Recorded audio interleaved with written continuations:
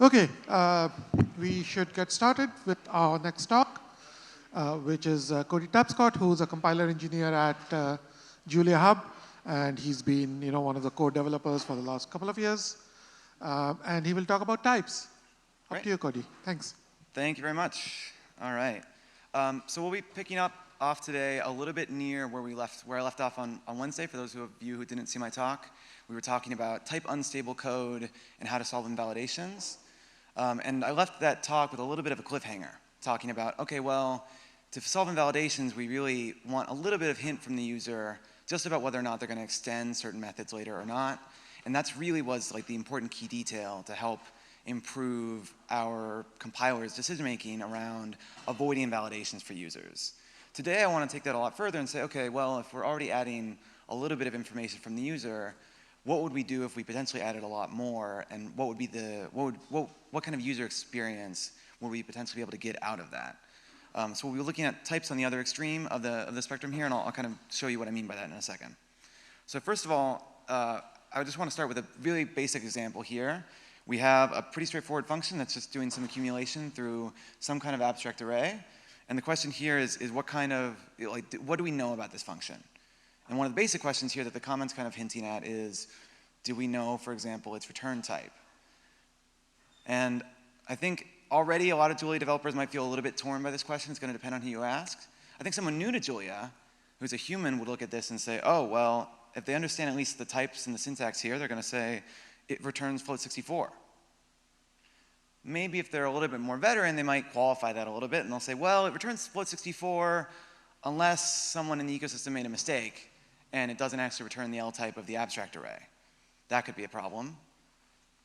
Unfortunately, if we ask the compiler what's going on here, it knows even less. It just says, I don't even know where to begin with this code. What's each index? Where does iterate go? Everything's any. And you'll see on the next slide here, literally everything is any.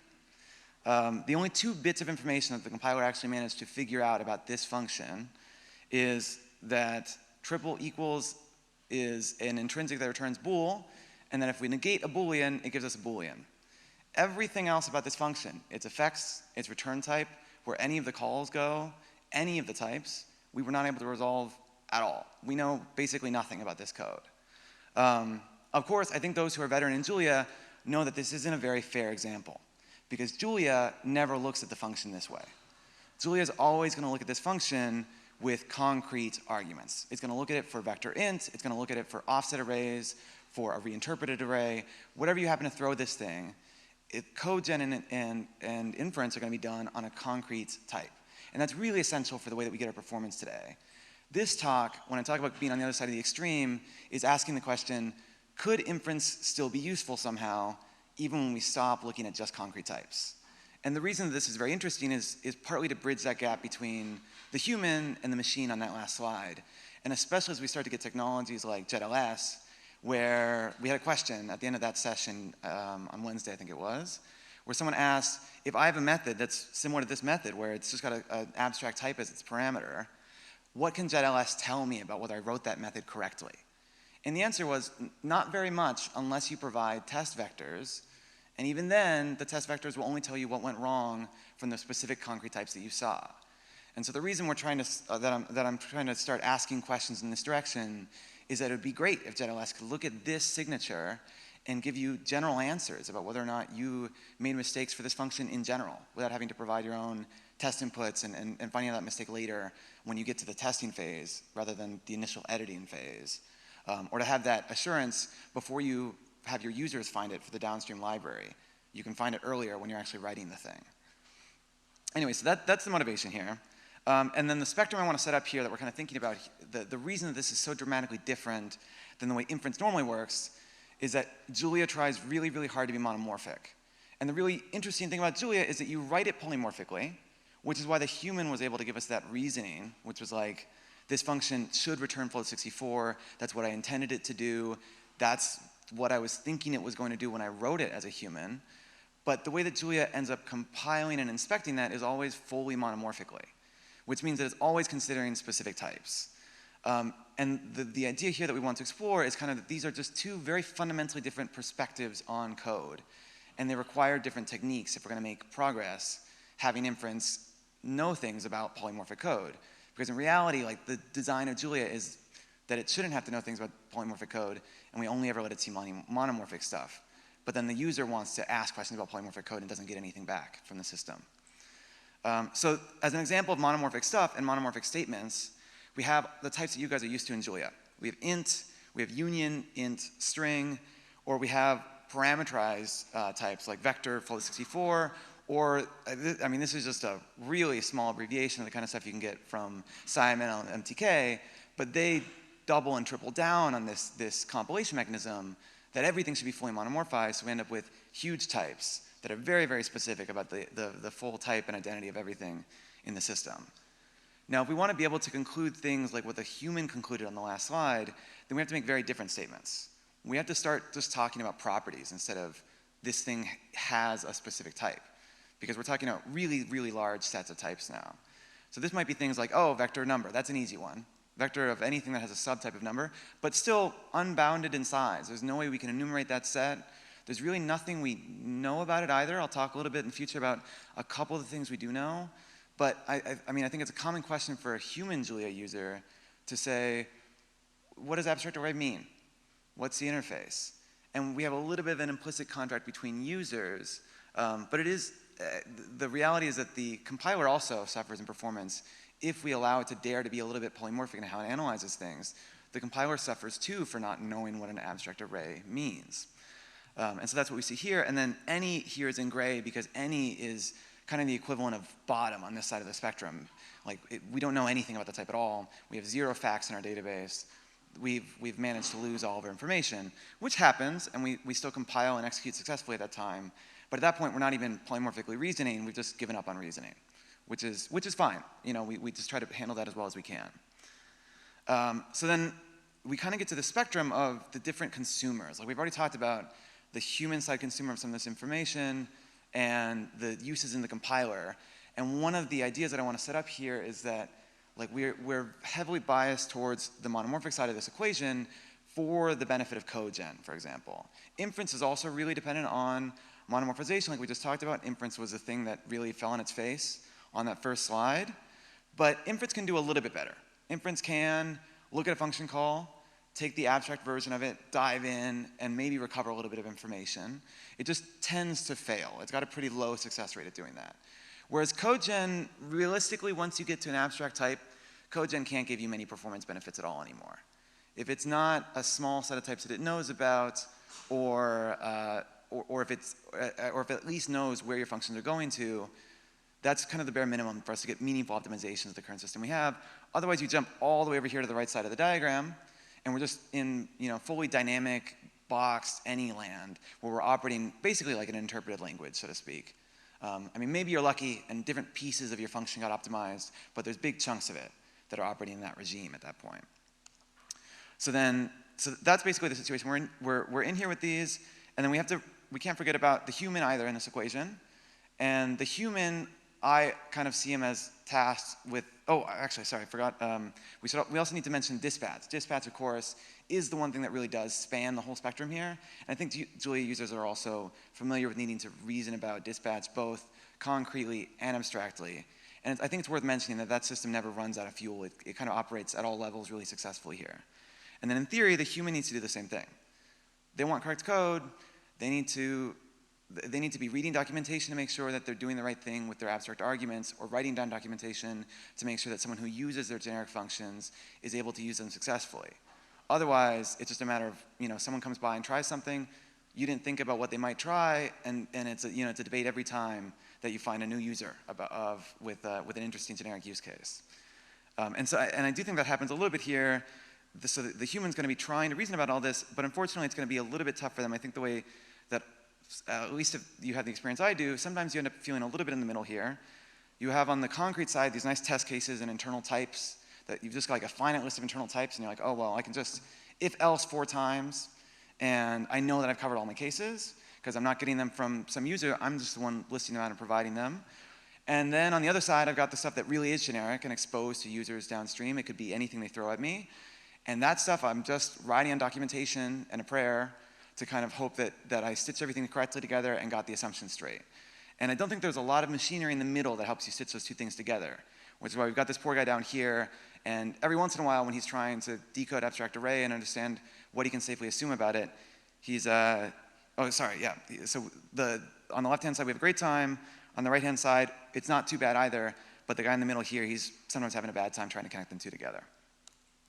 So then how do we fill that gap? Can we do anything to try to assist the user in bridging the high-level reasoning for the human and the low-level reasoning that the compiler is really good at?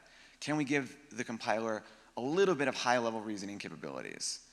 We touched on this a little bit before in terms of the types of objects, but I think it's worth revisiting that idea of what kind of information can the compiler summarize about your code and the objects inside of it.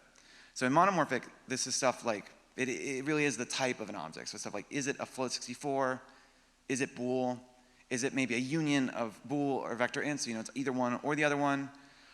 We even do fancy stuff in the compiler that's still very monomorphic in spirit, but quite powerful because it can depend on other statements, for example. So we know that you created some Boolean variable that depends on the type of another value. Maybe you checked whether or not x is or y is a string, and then we can correlate that. So if you ever branch on that in an if statement, we now know that the concrete type of that thing inside that if statement. So we're really, really good at this type of monomorphic reasoning, and we have a lot of fancy functionality to do it. The other kind of statements we don't really have in any native form in the compiler typically. Stuff like just saying that I don't know the type of x, but I do know that it has a field with a specific type. I don't think we have any real mechanic to do that in the compiler right now. Stuff like saying that base.hash, whatever implementation it's going to have, will return a uint. I mean, that's the way the documentation is written. That's the way all the functions should be written. But the compiler has to be weirdly pessimistic and plan for the case that that's going to return any, even though it does sound kind of like a better universe where the compiler reinforces the documentation, checking that your return type's correct, and gives you better performance because of it. Anyway, so that's some of the direction we could go in. I'm not taking a specific stance on how we make that change, but I just want to reintroduce these ideas to say there's another side of the spectrum that's maybe worth looking at, because it does tie together with a lot of the user experience side of the question. And then things like, does resize on an array actually return the same array or not? That is also something Inference doesn't know, which it doesn't usually care about because usually it's so wide and knows so little that it doesn't mind anymore. But if you're writing generic functions, knowing that you gave some object into a function and got the same type back out is one of these really nice properties that's good for you to have, and that you use all the time when you're writing highly polymorphic code in other languages. But Julia can't do that kind of thing. And I think I even remember that Tim Holy at one JuliaCon brought up the idea of we have so many specializations for basic things that are really polymorphic functions that could be analyzed once, but we don't have this machinery and inference to be able to reuse that work. So for example, something pulling out of something out of a vector, in theory we could analyze that once because it's really just doing gets and stores. It's not really doing a lot of type-specific logic. You could just pipe the element type straight through, but right now we don't get to save that kind of effort because we don't do any of that polymorphic reasoning. And then there are two kinds of specific facts or kind of actual statements that I want to hone in on today that I think would be very useful that the compiler can't really do right now, which is to be able to talk about the fields and contents of types, like you have here, which it really just looks like a struct definition. And this is essentially just a partial definition of a struct that says you're guaranteed to have certain fields, or you can even have, I don't have an example up here, but you could label these, for example, optional, in which case you don't know that the field exists, but you know that if it does, it has a specific type, which is still very, very useful information for the compiler. So then that doesn't really tell you a lot about the data layout. You can kind of see here where some of this Julian tension comes in. We're not really helping CodeGen anymore very much, but we are helping the user quite a bit if they're trying to look at JetLS and make sure that they didn't access a field that doesn't exist, or that they want to be able to declare a simple interface up front to say, hey, I'm really expecting your type to have this field inside of it because that's the way I've written this generic algorithm. And so you should be giving me a type that looks like buffer. Otherwise, I didn't write my code for you correctly. And then TypeScript, for example, is an example of a language that uses these kinds of abstract prototypes of types everywhere. And they do it for exactly this kind of problem where they have a very dynamic language, and yet they're able to reason very concretely and very intelligently over a language where you almost never know exactly what the set of fields and object that you're going to get in a function is. but the type system that they provide does allow you to explicitly lay out these concerns. And then it's also probably worth mentioning, I know there are a lot of folks who are serious compiler engineers here in the room. TypeScript does cheat a lot, but I don't think, in the sense that they will allow their type inference to be unsound when they don't feel like it's likely to be a problem for the user.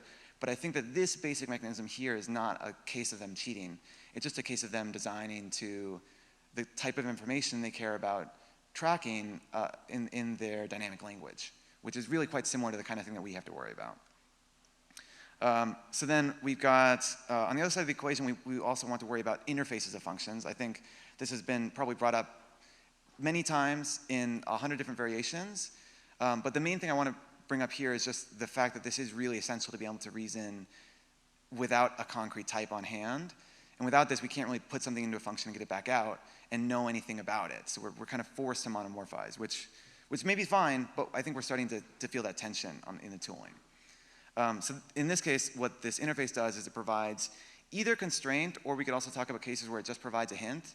Like the compiler can still do a lot of meaningful optimization with a hint that this return type really, really ought to be a uint, for example, on the hash function.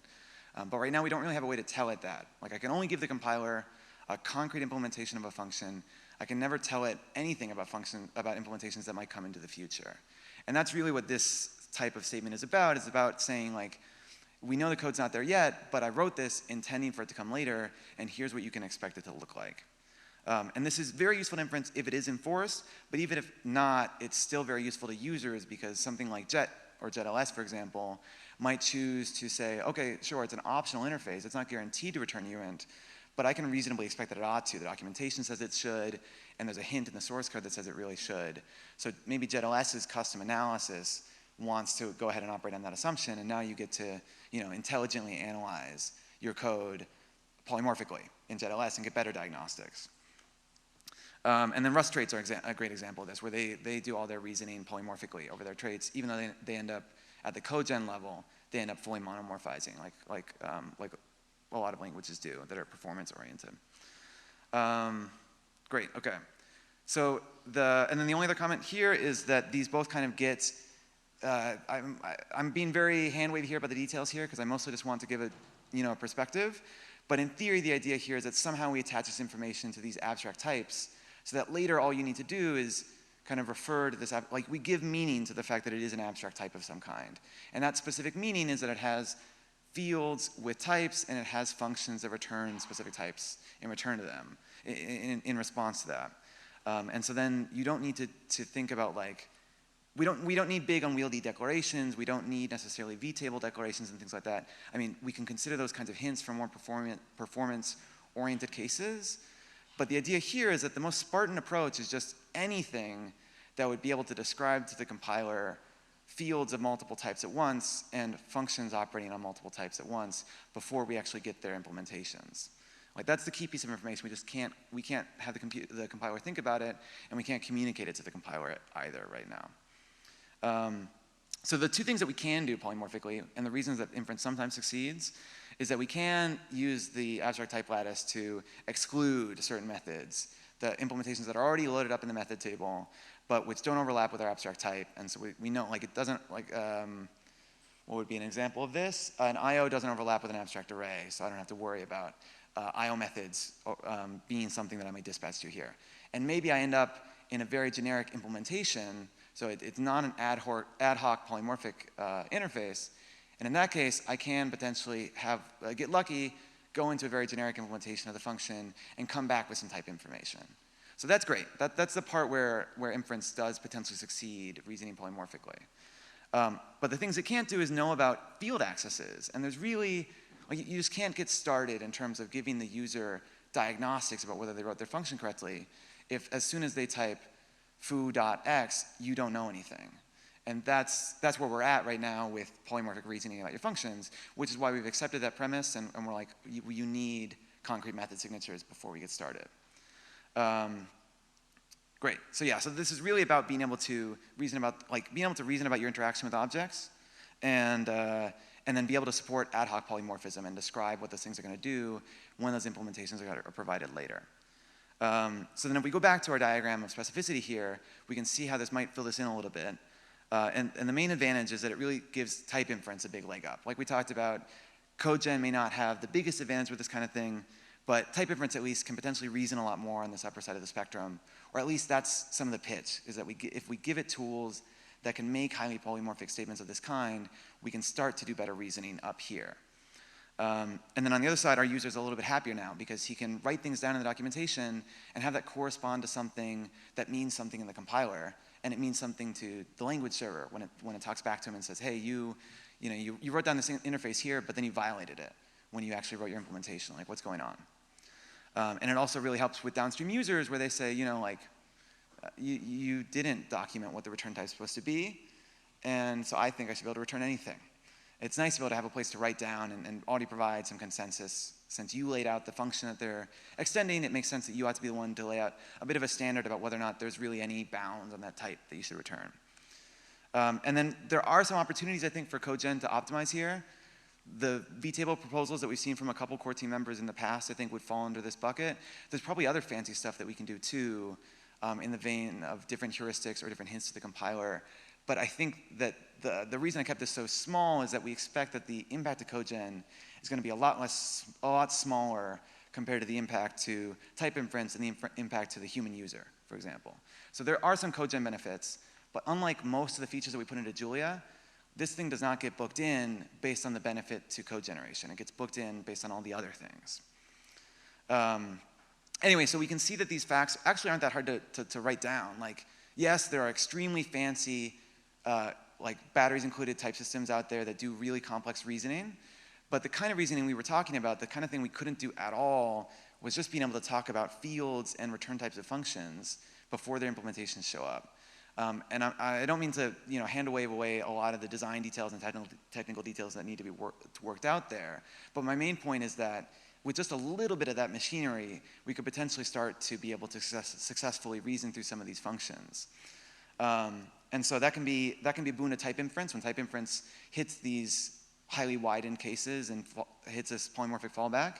Right now, it's not very likely to be successful, but this could potentially give it a much better chance of picking itself back up and recovering from those kind of scenarios. And then and then also where, as I mentioned a few times, like I'm very excited for the potential that this would improve some of the user tooling experience, even if we're not exactly sure whether this would reap big benefits for CodeGen. The last bit I wanted to mention here, and this is more of a technical excursion to mention that there is like a lot of complex type theory behind this stuff, and a whole lot of work that would be required to figure out how to actually extend types in Julia. The one piece I want to touch on in particular is that, like, I think if you ask the question, like, if we had somehow started on the polymorphic side and said, I really want to be able to reason about the fact that the type I'm getting in this function has this field, or that it has an interface that I'm able to use it with reliably, then how do I do something like I do in Julia, where, like, the great thing about Julia is I can say I've got a type foo, or it's got a type bar, and then I can just union them together, and I can just have both foo and bar available to me, and I can compose that however I want, and Inference understands it all implicitly well. The kind of composition you want to do with these kinds of facts about polymorphic objects is kind of the dual of that. You want to be able to intersect them. You want to be able to say that something is both hashable and an abstract array, for example. So this is where things can potentially get more complicated. I mean, we've seen designs in the community about multiple inheritance and user role dispatch and all sorts of stuff. But I think the main thing I'm trying to highlight here is just to say that there is a really interesting and detailed duality here, where we hop to the other side of the spectrum. Like on the monomorphic side, we wanted unions, and we started with lots of information about your object. We knew its exact concrete type, and then it only ever got generally worse as the function gets inferred. And the polymorphic situation is very much the opposite. We start with pretty much no information, and the user provides it, or your dispatch provides it. And then what we do is we try to preserve that information as you go through your function. And so we need to be able to kind of combine these assumptions and these facts together. And I think that alone may not be enough of a motivation, but the other thing that kind of pushes us in this direction is that subtyping has kind of seemed to converge here. So we might say, like, great. We might say that we've got enough subtyping problems with unions and existentials, and I totally agree with you. Subtyping has been a huge bugbear in Julia, and so extending the type system at all is really intimidating. But I think that part of what pushes us in this direction, unfortunately, is subtyping itself. Because if we look at the type operations we get here, we end up with unions and intersections, and the next logical thing is to say, well, why can't you just say everything except a type, like not int? And then you could intersect those two together, and you end up with you just end up subtracting one type from another. So all of this works, just to give a very rough sense of the semantics here, it works like sets do. So the unions are all the objects that would be of type T and all the objects that would be of type U are of the type union to U. The intersection is obviously the dual of that, so they're the things that are both type T and U. For concrete types, it doesn't make any sense. How can you both be int and float? You're just union, you're bottom. But for facts, that does make a lot of sense. You could be both hashable and an abstract array, or you could both have a field X with type int and have a field Y with type float, for example. Then the last entry here is a type subtraction, where you're saying take everything in set U and subtract it from set T. As a user, you might not think about that very much. This ends up being kind of useful for the compiler when it's reasoning about if statements and it wants to know what's going on in like an else branch, for example. But the connection with subtyping here is that this ends up being an equivalent analysis to subtyping. If you ask whether or not that type is inhabited, it turns out that that's equivalent to asking whether T is a subtype of U. Because the only way T is a subtype of U is if it's completely covered by U, which means that after you subtracted all of U away, you'd have nothing left over. So if this is uninhabited, then T is a subtype of U, which means that there's a weird, like, I don't want to say simplicity because subtyping always ends up being wildly complicated. But there is an intrigue to this duality and a technical interest to this duality because of the symmetry here. Intersection and subtyping become very, very, very similar queries. They're basically the same query to the system. And then the other thing that kind of pushes us in this direction is, and you can kind of, well, yeah, I'll skip this slide for now. And then the other thing that pushes us in this direction is that there have been some very brave souls that have put in really valiant efforts into finding a decidable subset of Julia's subtyping. And Julia Belyakova, for example, put together a thesis, and one of the errata to this thesis was that unfortunately we need negation and intersection in order to be able to get decidable subtyping in the way that it was formulated in that thesis. So even when we try to avoid negation and intersection, it seems like we end up wanting it anyway just to complete subtyping. So anyway, that's my talk. Thank you all. Oh, sorry, the last question I wanted to leave you all with is just, I think it's worth asking, who is our type system for? Traditionally, I think it's really been for codegen and inference. But I also think and then we've had this whole dispatch system layered on top of it. But I think now we're starting to really get to use cases where we want to start considering these cases more seriously, which are static analysis, humans, documentation, and even cases like AI. Julia can't be very easy for AI to write if it doesn't get feedback from the editor. And so being able to provide this kind of feedback is useful for both man and machine in that sense. All right, thank you. We might have time for one question only. Sorry. While Andrew sets up. So Andrew, if you're here, please come and set up while I have one question. So I saw Jorge's hand first. So Okay, the question. So the question is, why stopped you to having this type system before, and when can I have it? Yeah, I think we need to do the due diligence in actually turning this into like an RFC and a design document. Like the main thing I wanted to provide today was a perspective. I haven't even bothered to go through the checklist of what we'd want to consider in terms of details for actually rolling this kind of thing out. But the encouraging thing I would say is that, as was mentioned during the State of Julia talk, like we have been thinking about language evolution a bit. So I would recommend you go to Keno and ask him what he thinks about the possibility of this kind of extension and how we might do that. Andrew, are you here? Yes, please set up. While Andrew sets up, maybe we can get another question from Tim. Tim, you had a question? So really beautiful talk. I'm especially excited about the type system stuff you talked about at the end. But to go back to an earlier point, I do want to point out that one of your two polymorphic reasoning things we can already do. And that is you can write get property methods that dispatch to get taking an abstract type as the first argument and the field name as the second thing For specific field names, you then dispatch to get field and you put a type assert after that saying it will return a pointer to, you know, C void, right? Or something Sure. like that. And then all subtypes of that abstract type they are required at that point to return, unless they overload get property again, right? You know, but as long as that method doesn't exist, then inference knows what that return type will be. Yeah, that is a great point. I do think that type asserts are actually a great example of this kind of like user-provided ascription. So yeah, absolutely. Yeah, but you don't have a clean way of doing that for method that you're pointing out. Right. Yeah. I think it's the clean way and the fact that it can be picked up by tooling, which is very helpful. Yeah. Thanks. Thank Thanks, Cody. Round of applause for Cody. Thank you. Cody's around, of course, for the rest of the day and tomorrow. So there were a few questions, but I think we should move on.